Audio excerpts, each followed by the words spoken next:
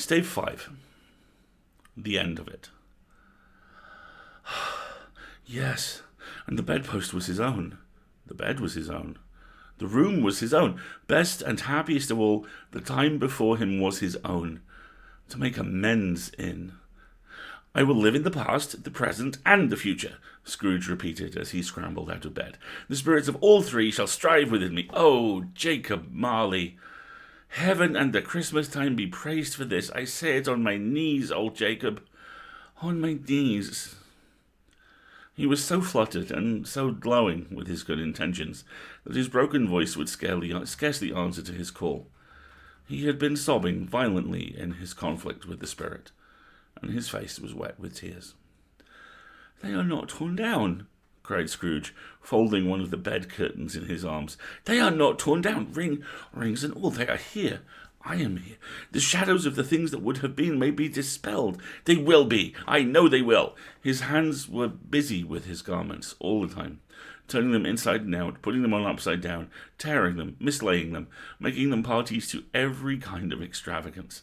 I don't know what to do," cried Scrooge, laughing and crying in the same breath, and making a perfect raccoon of himself with his stockings. "I am light as a feather.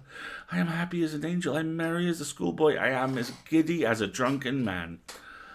A Merry Christmas to everybody. A Happy New Year to all the world. Hello there! Hello!"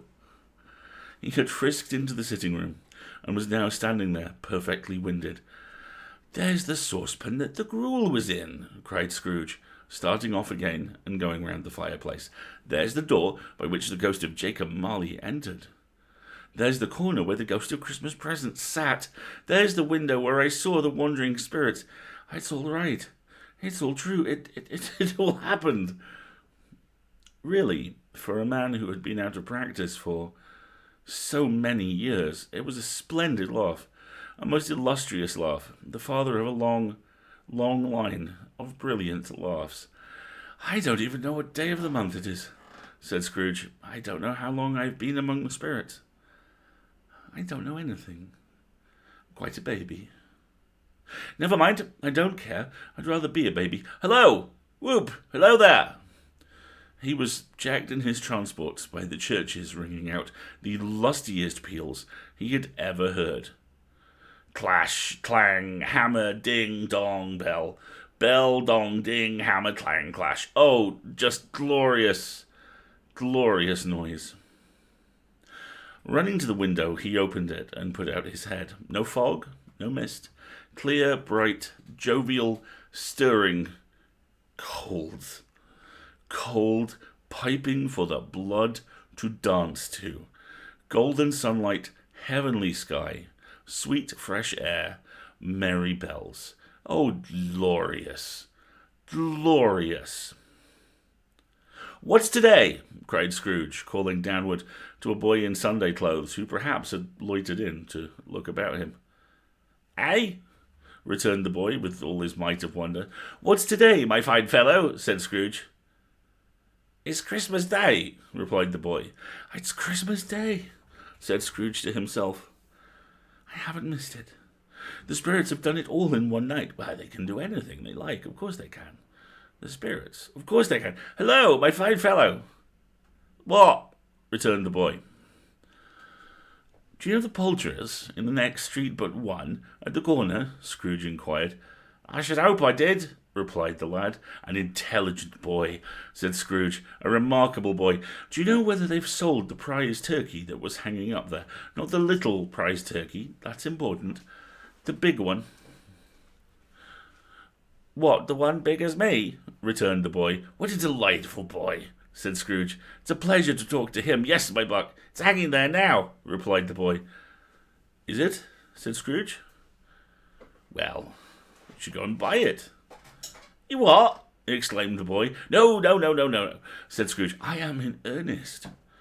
Go and buy it, and tell them to bring it here, that I may give them the direction where to take it. Come back with the man, and I will give you a shilling. Come back with him in less than 5 minutes, and I will give you half a crown." The boy was off like a shot. He must have had a steady hand at a trigger. Who could have got a shot off half so fast? "I'll send it to Bob's," whispered Scrooge, rubbing his hands and splitting with a laugh. "He shan't know who sends it. It's twice the size of Tiny Tim. Oh, Joe Miller never made such a joke as sending it to Bob's, will be." The hand in which he wrote the address was not a steady one, but write it he did, somehow, and went downstairs to open the street door, ready for the coming of the poulterer's man. As he stood there, waiting his arrival, the knocker caught his eye. "Hey now." "I shall love it as long as I live," cried Scrooge, patting it with his hand. "I scarcely looked at it before. What an honest expression it has on its face. What a wonderful knocker. Oh, here's the turkey. Hello! How are you? Merry Christmas." It was a turkey. In fact, it was a turkey. He could never have stood upon his legs, that bird. He would have snapped them off short in a minute, like sticks of sealing wax. "Why, it's impossible to carry that to Camden Town," said Scrooge. "You must have a cab." The chuckle with which he said this, and the chuckle with which he paid for the turkey, and the chuckle with which he paid for the cab, and the chuckle with which he recompensed Spindle, were only to be exceeded by the chuckle with which he sat down breathless in his chair again, and chuckled till he cried.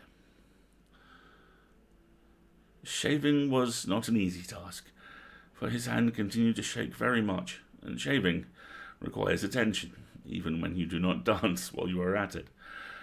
But if he had cut the end of his nose off, he would have put a piece of sticking plaster over it, and been quite satisfied. He dressed himself, all in his best, and at last got out into the streets. The people were by this time pouring forth, as he had seen them with the ghost of Christmas present, and walking with his hands behind him, Scrooge regarded every single one of them with a delighted smile. He looked so irresistibly pleasant, in a word, that 3 or 4 good-humoured fellows said, "Good morning, sir, and Merry Christmas to you," and Scrooge said often afterwards that, of all the blithe sounds he had ever heard, these were the blithest in his ears. He had not gone far, when, coming on towards him, he beheld the portly gentleman who had walked into his counting-house the day before, and said, "Scrooge and Marley's, I believe." It sent a pang across his heart to think how this old gentleman would look upon him when they met. But he knew what path lay straight before him, and he took it. "My dear sir," said Scrooge, quickening his pace and taking the old gentleman by both his hands, "how do you do? I hope you succeeded yesterday. It was very kind of you. A Merry Christmas to you, sir." "Mr. Scrooge?" "Yes," said Scrooge, "that is my name, and I fear it may not be pleasant to you. Allow me to ask your pardon, and will you have the goodness—" Here Scrooge whispered in his ear. "Lord bless me!" cried the gentleman, as if his breath were taken away. "My dear Mr. Scrooge, are you serious?" "If you please," said Scrooge. "Not a farthing less. A great many back payments are included in it, I assure you. Will you do me that favour?" "My dear sir," said the other, shaking hands with him, "I don't know what to say to sort of if it—" "Don't say anything, please," retorted Scrooge. "Come and see me. Will you come and see me?" "I will," cried the old gentleman, and it was clear he meant to do it. "Thank you," said Scrooge. "I am much obliged to you. I thank you 50 times. Bless you."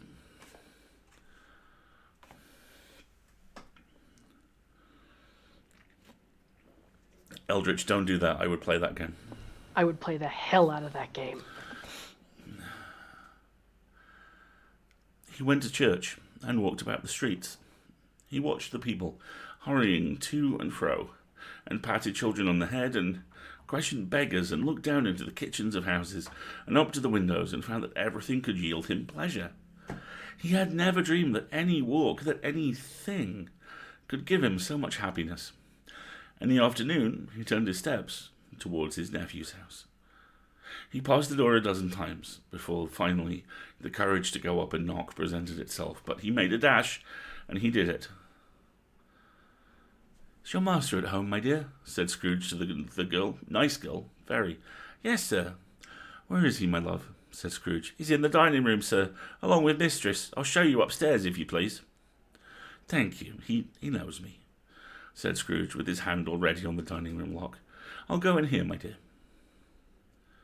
He turned it gently and sidled his face in round the door. They were looking at the table, which was spread out in great array, for these young housekeepers are always nervous on such points and like to see that everything is right. Fred, said Scrooge. Dear heart alive, how his niece by marriage started. Scrooge had forgotten for the moment about her sitting in the corner with the footstool, or he wouldn't have done it on any account.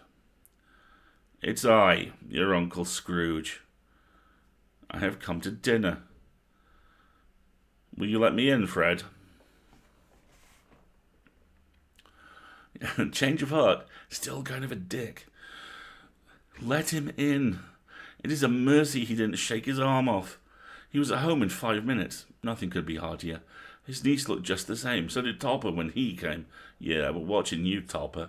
So did the plump sister when she came. So did everyone when they came. Wonderful party, wonderful games, wonderful unanimity, wonderful happiness.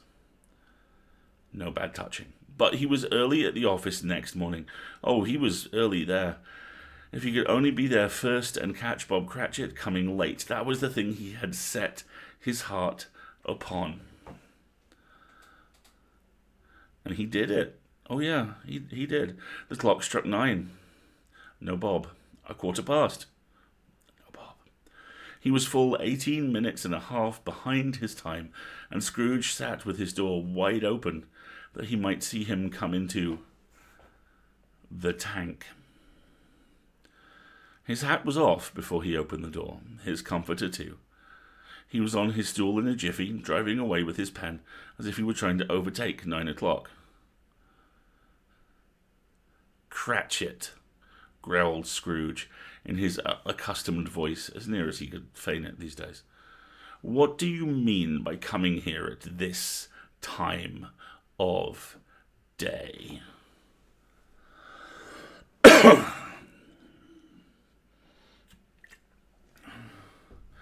I'm very sorry, sir, said Bob. I am behind my time. You are? Repeated Scrooge. Oh, yes. Yes, I think you are. Step this way, sir, if you please. It's only once a year, sir, pleaded Bob, appearing from the tank. Shall not be repeated. I was making rather merry yesterday, sir. Now, I'll tell you what, my friend, said Scrooge. I am not going to stand this sort of thing any longer. And therefore, he continued, leaping from his stool and giving Bob such a dig in the waistcoat that he staggered back into the tank again, and therefore I have no option but to raise your salary. Bob trembled, got a little nearer to the ruler. He had a momentary idea of knocking Scrooge down with it, holding him and calling to the people in the court for help and a straight waistcoat. A Merry Christmas, Bob, said Scrooge with an earnestness that could not be mistaken, as he clapped him on the back. A merrier Christmas, Bob, my good fellow, than I have given you for many a year. I will raise your salary. I will endeavour to assist your struggling family, and we will discuss your affairs this very afternoon over a Christmas bowl of smoking bishop. Bob, make up the fires and buy another coal scuttle before you dot another I. Off you go, Bob Cratchit. Scrooge was better than his word. He did it all and infinitely more, and to Tiny Tim, who did not die, he was a second father. He became as good a friend, as good a master, and as good a man as the good old city knew, or any good old city, town or borough, in the good old world. Some people laughed to see the alteration in him, but he let them laugh, and honestly little heeded them, for he was wise enough to know that nothing ever happened on this globe for good at which some people did not have their fill of laughter in the outset. And knowing that such as these would be blind anyway, he thought it quite as well that they should wrinkle up their eyes in grins as have the malady in less attractive forms. His own heart laughed, and that was quite enough for him. He had no further intercourse with spirits, but lived upon the total abstinence principle ever afterwards, and it was always said of him that he knew how to keep Christmas well, if any man alive possessed the knowledge. May that be truly said of us, and all of us. And so, as Tiny Tim observed, God bless us, everyone. The end.